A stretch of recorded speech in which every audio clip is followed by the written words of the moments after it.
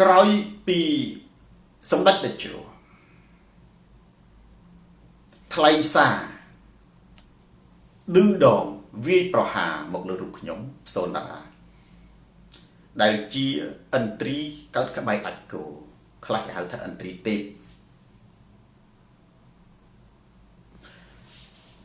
ឃើញ Fresh News ថ្ងៃនេះយូបានសម្ភាសលោកឪពុករបស់ខ្ញុំប្រិយមិត្តបងប្អូនអាចចូលទៅមើល Fresh News ហើយនៅក្នុងទំព័រ Facebook របស់ Fresh News នោះបានចាក់សម្លេងគាត់ក្នុងរយៈពេលខ្លី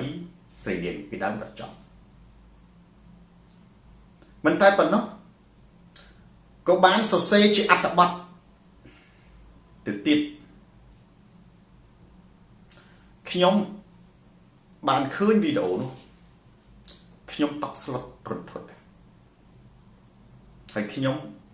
តក់ស្លុតរន្ធត់នេះខ្ញុំសោកស្ដាយរឿងមួយថាសម្ដេចអគ្គមហាសេនាបតីតេជោហ៊ុនសែនជាអ្នកនយោបាយជើងចាស់ឆ្លងកាត់សមរភូមិរំដោះជាតិឈ្នះពួកប៉ុលពតផ្សះផ្សាបង្រួបបង្រួមជាតិធ្វើឲ្យប្រទេសទាំងមូលคล้ายទៅជាឯកភាពតែមួយវាយឈ្នះស្ដេចក្រុងព្រះនិងបង្ក្រាបរាល់លទ្ធិប្រជាធិបតេយ្យគាត់អួតយោងតាម Fresh News ដែរថាគាត់តាំងពីធ្វើរដ្ឋមន្ត្រីការបរទេសឧបនាយករដ្ឋមន្ត្រីនិងនាយករដ្ឋមន្ត្រីជាង40ឆ្នាំមានបទពិសោធន៍ការបរទេសមានបទពិសោធន៍កិច្ចការនយោបាយប៉ុន្តែមិនគូណាចាញ់ក្មេងសូនតារាលេងជេរម៉ែឪគួរណាស់តែចេះខ្មាស់ក្មេងខ្លះផងសូនតារាប្រកួតតែជាមួយអ្នកនៅក្នុងទីលាននយោបាយទេសម្បត្តិឆាំនយោបាយទេដូចសូនតារាបាញ់ឈ្មោះទៅហ៊ុនម៉ាណែតព្រោះហ៊ុនម៉ាណែតជាបេក្ខភាពនាយករដ្ឋមន្ត្រីជាអ្នកនយោបាយហ៊ុនម៉ាណែតជាសមាជិករបស់គណៈបកប្រជាធិបតេយ្យមួយឧទាហរណ៍ជាគណៈបកប្រជាជនជាគណៈបកប្រជាធិបតេយ្យមួយដែលប្រកួតប្រជែងជាមួយគណៈបកប្រជាធិបតេយ្យដទៃទៀតខ្ញុំអត់មានទៅប្រកួតជាមួយតាអត់មានប្រកួតជាមួយយាយអត់ប្រកួតជាមួយកូនអត់ប្រកួតជាមួយចៅហ៊ុនសែនទេអ្នកណាដែលអត់លងយកបាយខ្ញុំអត់ដែលទៅប្រកួតជាមួយទេព្រោះមិនមែនជាអ្នកស្ថិតនៅក្នុងណាំងស៊ីថាច់វិស័យសង្វៀននយោបាយកុំអន់ពេកបើថាសមត្ថភាពអន់ណាសុំសូនតារាធ្វើគ្រូហៅលោកគ្រូមួយម៉ាត់ទៅខ្ញុំមិនថាស្អីព្រោះភៀងសុមារាគ្រូមិនចាំបាច់តតែអត់និយាយកុំយើងអាយុកូនសិស្សខ្ញុំច្រើនណាស់អាយុច្រើនជាងខ្ញុំអាយុ50ឆ្នាំ60ឆ្នាំមានច្រើនណាស់មកប៉ុន្តែហេតុអីបានអញ្ចឹងនិយាយតែចោលខ្ញុំសាស្ត្រាចារ្យនៅសាកលវិទ្យាល័យនៅស្រុកខ្មែរមានវគ្គសៅរ៍អាទិត្យវគ្គសៅរ៍អាទិត្យភាគច្រើនមន្ត្រីរាជការជាទៅរៀនអ្នកធ្វើការបុគ្គលិកក្រុមហ៊ុនស៊ីឌីខ្មែរនិងមន្ត្រីរាជការទៅរៀនហើយមន្ត្រីរាជការខ្លះអាយុបងសូនតារាច្រើនណាស់កូនសិស្សសូនតារាដែលរហូតមកទល់ឥឡូវនេះមានអ្នកអាយុ70ក៏មានដែរពួកកាលនៅរៀនហ្នឹងអ្នកខ្លះលោកអ៊ំលោកពូខ្លះគាត់អាយុ40 50ឆ្នាំហើយគាត់មករៀនបងប្អូនគាត់ស្រឡាញ់ការសិក្សាគាត់មករៀននៃរដ្ឋធីនៃរឿងរដ្ឋធីយកបរិញ្ញាបត្រណាឬក៏អនុបណ្ឌិតនៅសាកលវិទ្យាល័យកូនសិស្សសូនតារាដែរតាអញ្ចឹងបានជាខ្ញុំថាបើសិនជាសម្ដេចអន់កុំលេងក្បាច់ជេរម៉ែឪសម្ដេចជាជើងចាស់នយោបាយ40ឆ្នាំសូនតារាជាជើងថ្មីទេសម្ដេចកាន់កិច្ចការបរទេសជាង40ឆ្នាំសូនតារាទៅមួយខែទេសូមបនសូន Google សម្ដេចដឹកនាំប្រទេសជាង40ឆ្នាំសូនរ៉ាអត់ដែលមានបទពិសោធន៍ដឹកនាំប្រទេសបើអួតតែខ្លួនឯងប៉ាកែខ្លួនឯងឆ្លាតខ្លួនឯងឈ្នះរាល់កិច្ចការបរទេសរាល់នយោបាយទាំងអស់កុំលេងក្បាច់អន់ពេកកុំលេងជេរម៉ែឪនេះខ្ញុំគ្រាន់តែផ្ដាំទៅសម្ដេចតេជោប៉ុណ្ណេះទេណាហើយខ្ញុំនិយាយតែនេះបន្តិចខ្ញុំនឹងមិនបកស្រាយសម្ដីប៉ាខ្ញុំទេនឹងមិនបកស្រាយសម្ដីលោកពុកខ្ញុំព្រោះតាំងពីដើមមកបងប្អូននៅក្នុងទំព័រ Facebook ខ្ញុំក្តីខ្ញុំមិនដែលនិយាយអំពីគ្រូសាណាទាំងអស់អេបណ្ដាវិឆ័យហេតុអីណាពីព្រោះសូនតារាគឺជាអ្នកក្លាហានពិតប្រាកដជាអ្នកក្លាហានក្នុងពិភពគុណនយោបាយសូនតារាអត់មានកំសត់ដោយហ៊ុនសែនទេអារម្មណ៍ស្ងប់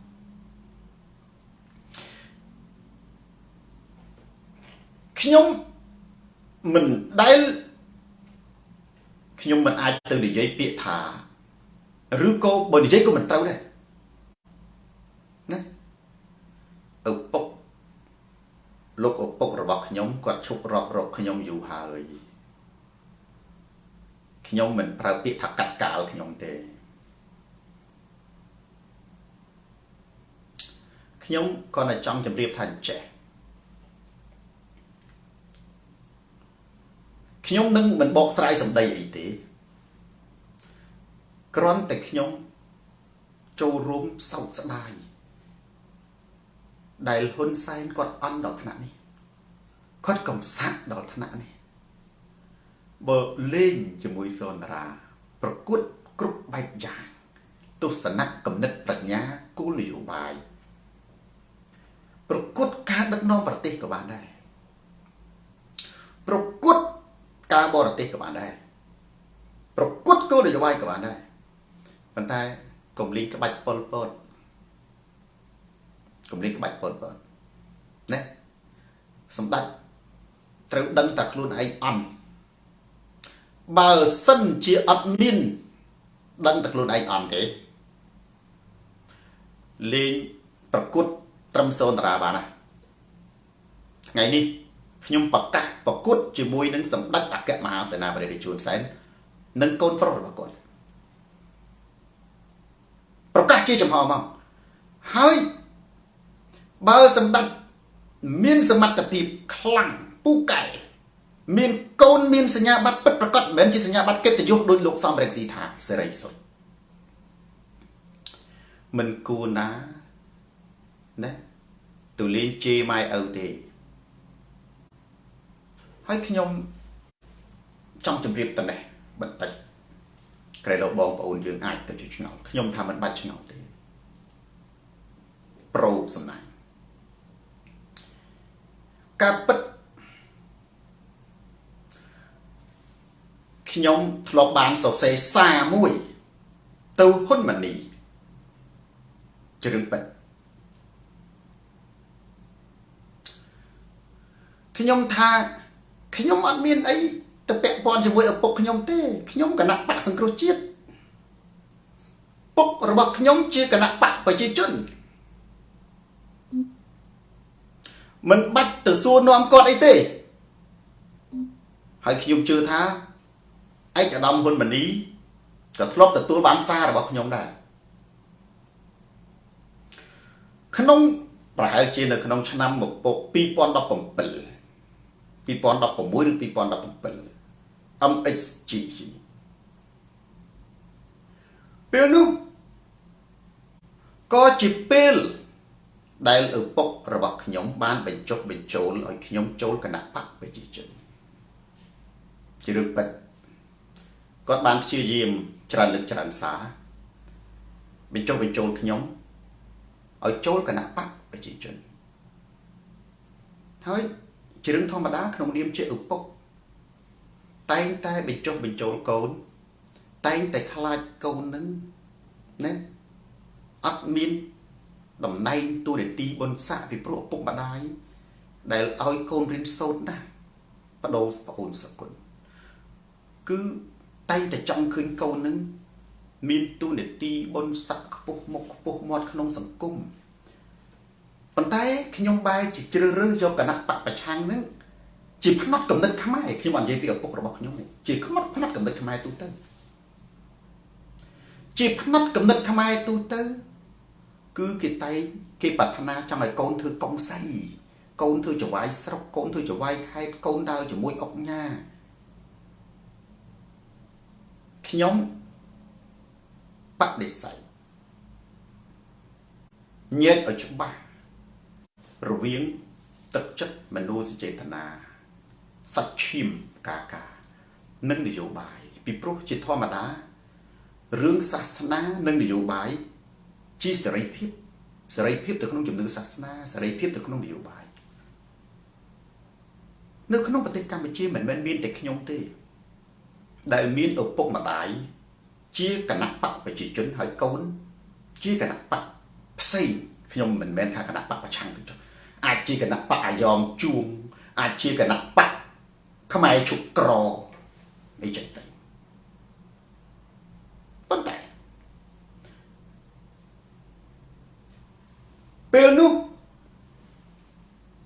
ដោយសារតែខ្ញុំមើលឃើញថាឪពុករបស់ខ្ញុំ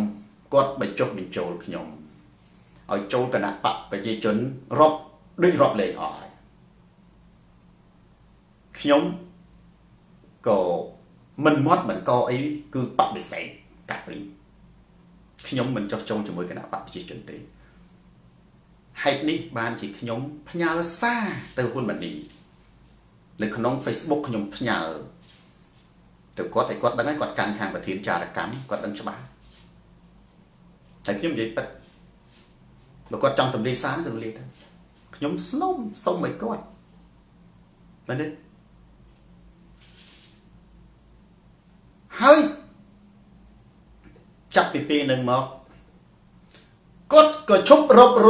រកខ្ញុំជាការពិតមែនខ្ញុំប្រើពាក្យថាឪពុករបស់ខ្ញុំឈប់រាប់រកខ្ញុំជាការពិតមែនចាប់តាំងពីឆ្នាំដូចជា2017មកចាប់តាំងពីពេលដែលខ្ញុំផ្ញើសារទៅហ៊ុនម៉ាណីនោះមានន័យថាដោយសារតែប៉ាខ្ញុំនឹងគាត់អត់និយាយរកខ្ញុំ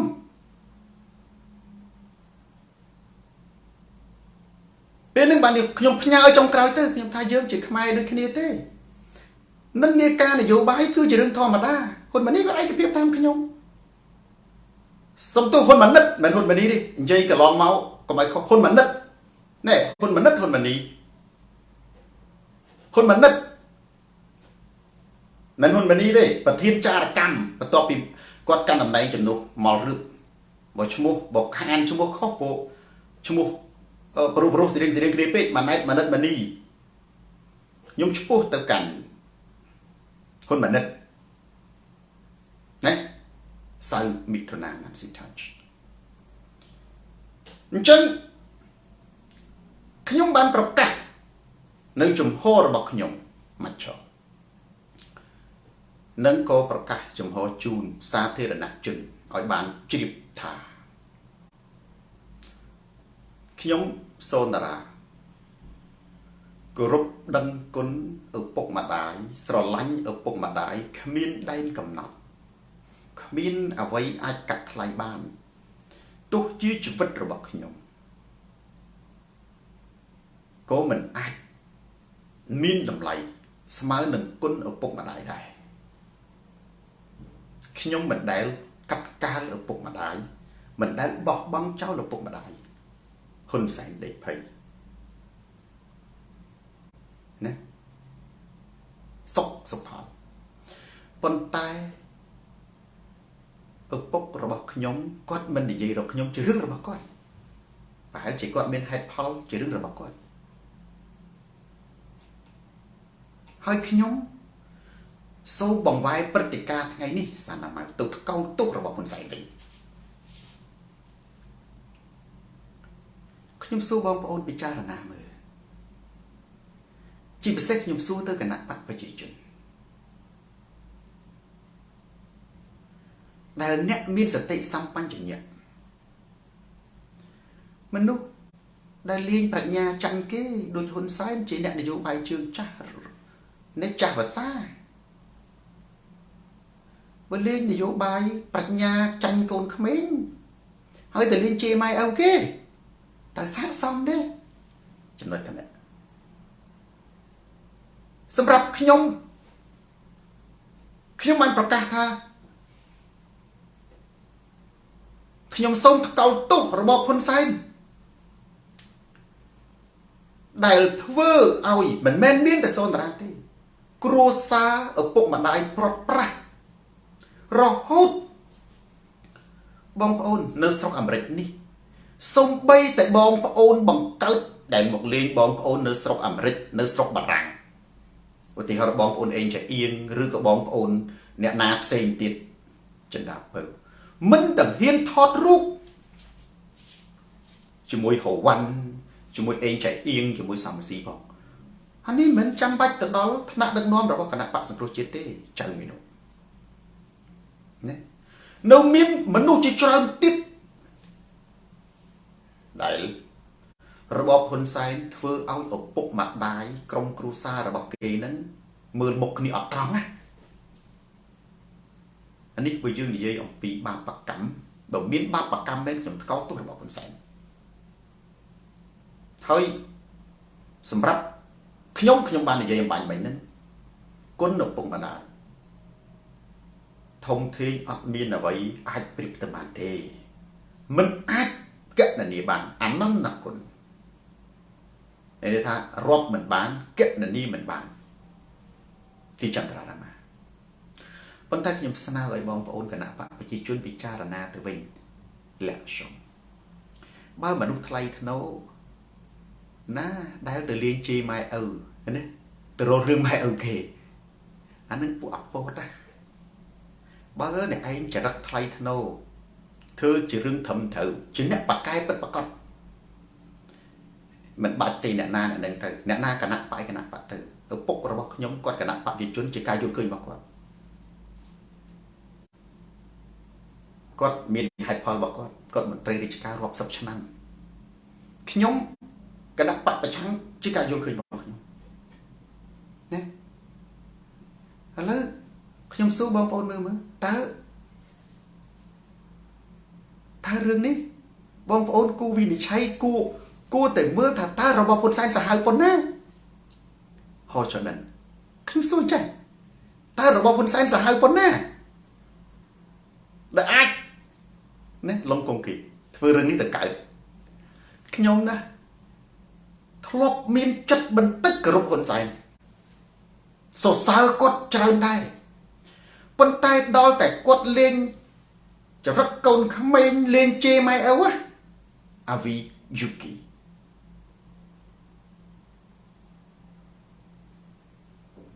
ខ្ញុំនឹកស្មានមិនដល់ថាគាត់ធ្វើខ្ញុំខកចិត្តដល់ថ្នាក់ណាអញ្ចឹងបើយើងសរសើរហ៊ុនសែនណាហេតុអីបានជាមនុស្សខ្ញុំសួរសំណួរទៅចេះមិនទៅសរសើរប៉ុលពតកាន់ម៉ែដូចគ្នាគាត់ថាស៊ីផានហ្វាន់ដោយសារតែមានយួនវាយផ្ដួលរំលំបើអត់មានយួនវាយអពតផ្ដួលរំលំរហូតមកទល់បច្ចុប្បន្ននេះប៉ុលពតនៅកាន់អំណាចបងប្អូនកុំសរសើរនរណាម្នាក់ដោយសារតែនឹងកាន់អំណាចត្រូវមើលលើសេចក្តីថ្លៃថ្នូររបស់គេចំណុចមួយដែលខ្ញុំ3ចំណុចសំខាន់ដែលឆ្លើយតបទៅនឹង Fresh News ឬក៏សម្ដេចអគ្គមហាសេនាបតីជួនសែនទី1 4ចំណុចទី1ខ្ញុំថាសម្ដេចកំអន់ពេកបើចាញ់ប្រាជ្ញាលេងមិនឈ្នះសូនតារាសំពះសុំសូនតារាធ្វើគ្រូខ្ញុំទទួលខ្ញុំអត់មានថាអីទេកុំលេងជេរម៉ែឪប្រាជ្ញាមិនដល់លេងចាញ់គេឲ្យច្បាស់ចាញ់ឡើងសៃវៀនបដាល់ចាញ់ខ្សែក្រវ៉ាត់គេណាអត់មានលេងជេរម៉ែគេទេអត់មានហៅឪគេមកប្រាប់ឲ្យកូននឹងដកខ្សែក្រវ៉ាត់ទេណាឧទាហរណ៍នៅស្រុកខ្មែរធឿនធីរ៉ាអ្នកបដាល់ថៃវាយចាញ់ធឿនធីរ៉ាអត់មានប្រើអំណាចនឹងទៅចាប់ឪចាប់ម៉ែធឿនធីរ៉ានឹងប្រាប់ថាវាវាយខ្សែក្រវ៉ាត់នឹងឥឡូវនឹងត្រូវបកគលខ្សែក្រវ៉ាត់ឲ្យវាអត់មានទេចំណុចទី2 ខ្ញុំមិនដែលកាត់កាលឪពុករបស់ខ្ញុំទេខ្ញុំគោរពកុំថាលើឪពុកម្ដាយមនុស្សជាតិទាំងអស់គឺអានេះមានគុណតម្លៃមិនអាចកណនាបាន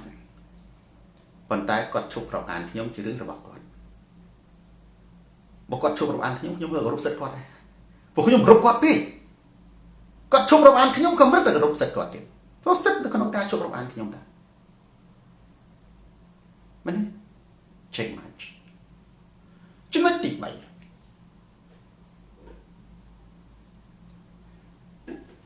បើសម្ដេចចង់ឲ្យមានការប្រកួតគោលនយោបាយពិតប្រាកដតិចទៀតខ្ញុំនឹងចូលទៅនិយាយចូលសម្ដេចកុំអនុវត្តណាលេងចាញ់កូនជេរម៉ែឪហើយមិនមែនខ្ញុំសូនតារាទៅមួយថ្ងៃនោះទេណាអត់មានអីចាក់ភាសារាប់សិបឆ្នាំ40ឆ្នាំមិនសម្បត្តិទេចំណុចទី3នេះទៀតខ្ញុំសូមថ្កោលទោសរបបហ៊ុនសែនដែលធ្វើអាក្លោកគាត់ឲ្យឪពុកម្ដាយបងប្អូនคล้ายទៅជាសត្រូវនឹងគ្នាក្នុងអំឡុងពេលដែលខ្លួនឯងជួបជុំគ្រួសារចំណុចទី4ចុងក្រោយខ្ញុំនិយាយអំពីគុណសម្បត្តិឪពុករបស់ខ្ញុំបន្តិចចុះ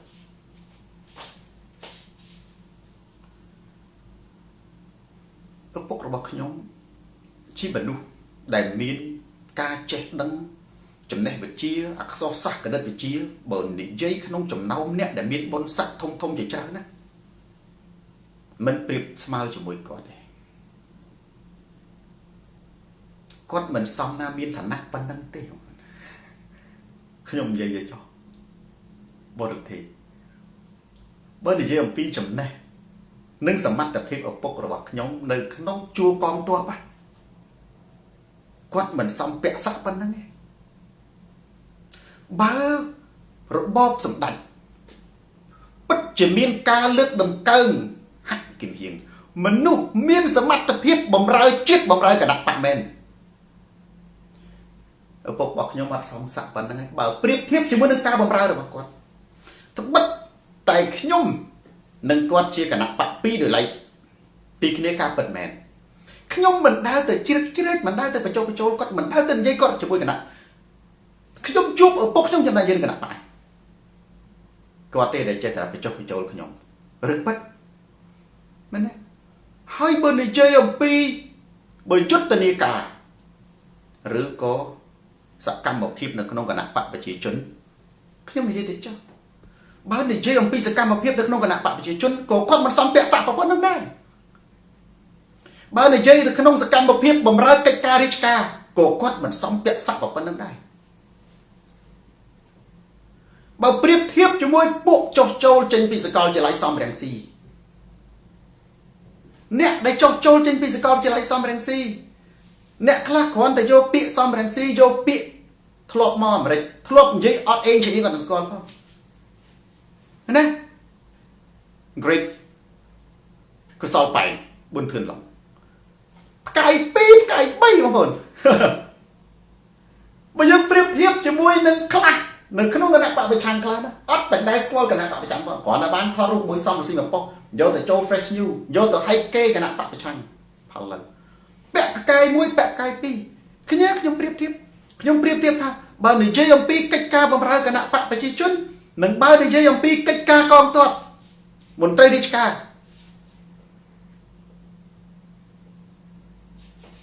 បើរបបសម្ដេចសម្បើមមនុស្សមានសមត្ថភាពដោយឪពុកខ្ញុំមិនសមពាក់ស័ក្តិប៉ុណ្ណឹងទេមិនសមសោះមិនសមទេហើយបើប្រៀបធៀបជាមួយពួកចុះចូលមកពីសាកលវិទ្យាល័យសំរងស៊ីមិនមែនតែឪពុករបស់ខ្ញុំទេមនុស្សនៅក្នុងគណៈបកប្រជាជនជាច្រើនដែលធ្វើការស្មោះស្ម័គ្រជាមួយនឹងគណៈបកប្រជាជនរហូតដល់តែមិននិយាយដល់កូនខ្លួនឯងទៀតនៅគណៈបកខ្ញុំមើលមិនឃើញផងណាហើយលើយើងពិចារណាមើលនេះមនុស្សរហូតដល់ស្មោះត្រង់ ជាមួយគណៈបក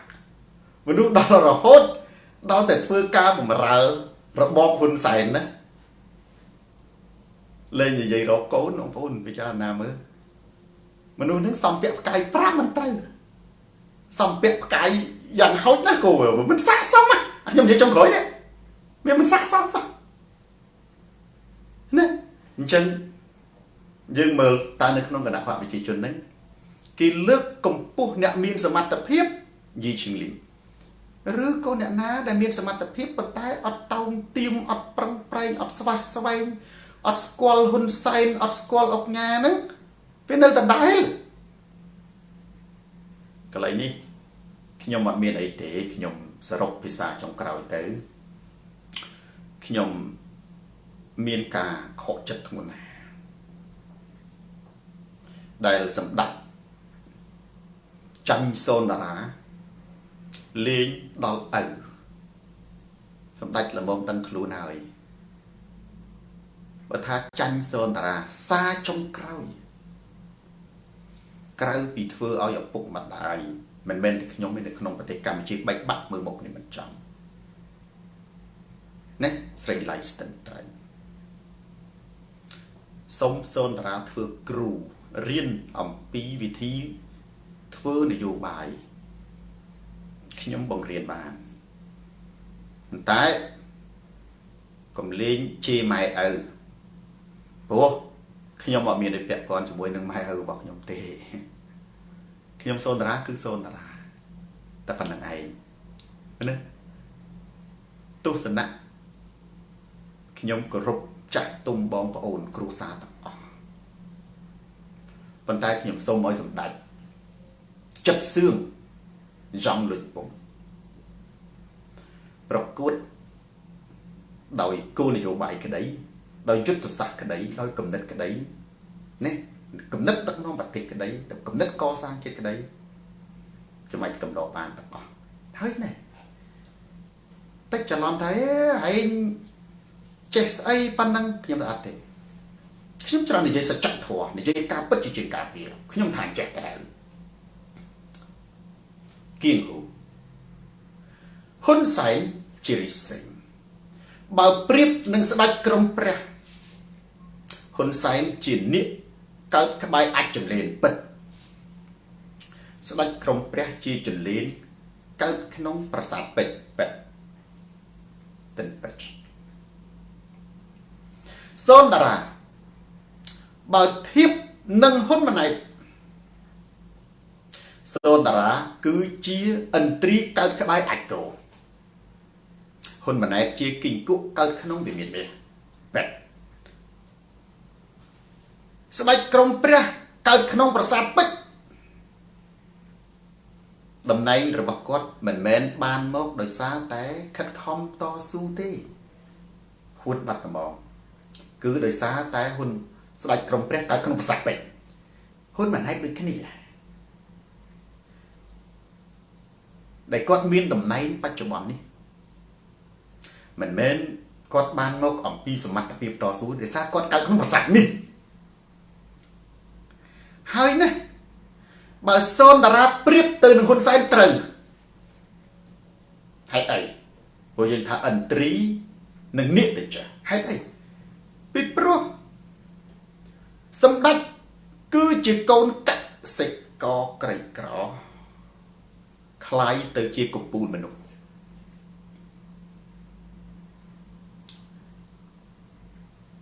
ឪពុកម្ដាយរបស់សម្ដេចជាប្រជាកសិករធម្មតាក្រីក្រដូចគ្នានឹងសូនតារាឪពុកម្ដាយរបស់សូនតារាជា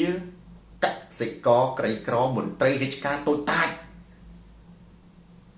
ប៉ុន្តែមានកូនជាកំពូលមនុស្សជារិទ្ធិអាហ្នឹងវាស្មើគ្នាខ្ញុំអត់មានកូននាយករដ្ឋមន្ត្រីខ្ញុំអត់មានកូនស្ដេចខ្ញុំអត់មានកូនអុកញ៉ាខ្ញុំអត់មានកូនមហាសេដ្ឋីទេខ្ញុំដូចសម្ដេចចឹងអត់មានកូនអុកញ៉ាមហាសេដ្ឋីអត់មានកូនស្ដេចទាំងអស់ណាគ្រីអ្នកស្រែឬពិតហើយរឿងមួយនេះសម្ដេចបានអួតថាសម្ដេចខ្លាំងនយោបាយតាំងពីអាយុ27ឆ្នាំមក មានន័យថា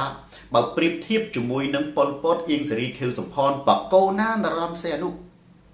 សម្ដេចជាចៅរបស់ប៉ុលពតនិងប៉ុលពតអៀងសេរីណា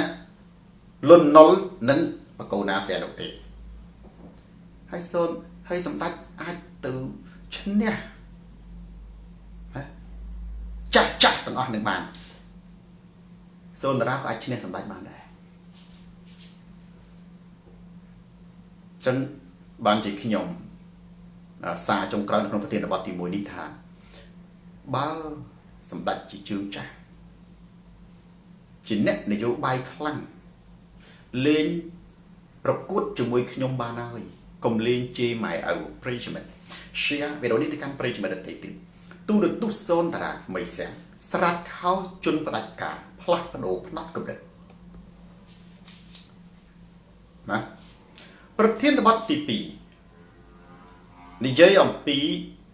ហ៊ុនសែននិងម៉ាក្រុងបន្តិចណាប្រិយមិត្តឥឡូវយើងចូលដល់ហ៊ុនសែននិងម៉ាក្រុងប្រធានបទទី1ຕົកខ្ញុំមានប៉ុណ្ណឹងទេខ្ញុំស្នើសម្ដេចទេបាទខ្ញុំថាបើសម្ដេចចាញ់សូនតារាខ្ញុំអាចធ្វើគ្រូសម្ដេចបានហើយគ្រូមានគ្រប់បែបយ៉ាងមិនមែនថាឯងក្មេងជាងអញអត់ទេព្រោះកាលសម្ដេចប្រកួតឈ្នះប៉ុលពតអៀងសេរីខៀវសំផនស្ដេចក្រុងព្រះណា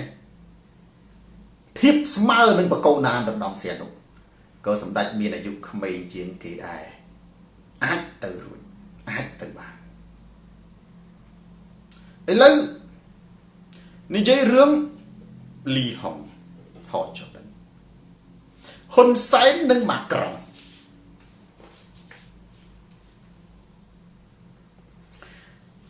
ចំណុចសំខាន់មួយចំនួនណាខ្ញុំនៅលើកយកពីចំណុចតិចចុះគឺសម្ដេចនិយាយពីរឿងគោលនយោបាយគណៈប្រកួតគោលនយោបាយគណៈបកនិងទី2ប្រកួតណារឿងផ្សេងនេះខ្ញុំចង់សង្កត់ធ្ងន់ទៅលើគឺ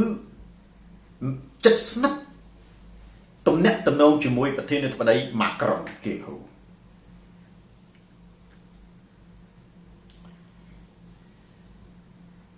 រឿងប្រកួតគោលនយោបាយខ្ញុំបានដាក់ចំណងជើងថាចេះសរំថាតើសម្ដេចប្រមាថមើលងាយខ្លួនឯងនឹងកូនប្រុសរបស់គាត់មែនទេបងប្អូនអ្វីដែលសូនតារានិយាយគឺជាសម្ដីគតិបណ្ឌិតសច្ចធម៌ជាសម្ដីរបស់អ្នកប្រាជ្ញណាស្ដាប់ទៅគឺរកកន្លែងជំទាស់អត់បានតាំងវិញស្ដាប់ទៅរកកន្លែងជំទាស់អត់បានមានតែការគម្រាមកំហែងអានឹងជំទាស់បើនិយាយអំពីគំនិតប្រាជ្ញាមិនអាចប្រៀបនឹងសូនតារាបានទេហ៊ុនសែនបើគាត់ណាអត់មានអីឆ្លោយជាមួយខ្ញុំបានបងប្អូនត្រូវមើលសារសូនតារាឲ្យស្ដាប់ថាឆៃយ៉ាស្រមុយក្រហមហេតុអីបានជាខ្ញុំថាហ៊ុនសែននឹងមើងងាយប្រមាថខ្លួនឯងប្រមាថខ្លួនសម្ដេចនឹងប្រមាថកើនសើផលយ៉ាងរឿងគោលនយោបាយព្រោះគាត់ថាចែកស្ដាប់គាត់ថាគេប្រកួតណាគណៈបកប្រជាជនប្រកួតតគោលនយោបាយទេអត់មានប្រកួតអត់មានទៅថាឲ្យគណៈបកប្រជាជនលួចសន្លឹកឆ្នោតអត់មានទៅថាអីផ្សេងទេអានឹងដូចផ្សាយពាណិជ្ជកម្មអញ្ចឹងផលិតផលមួយគេប្រកួតតែផលិតផលខ្លួនគេផ្សាយល្អតែផលិតផលគេទេក៏អត់មានទៅបង្អាប់ផលិតផលអ្នកនេះផលិតផលអ្នកនោះទេអ្នកឯងស្អួតតែពីគោលនយោបាយអ្នកឯងទៅអ្នកអត់មានមកបង្អាប់គោលនយោបាយរបស់គណៈបកប្រជាជនទេអានឹងអត់ទេ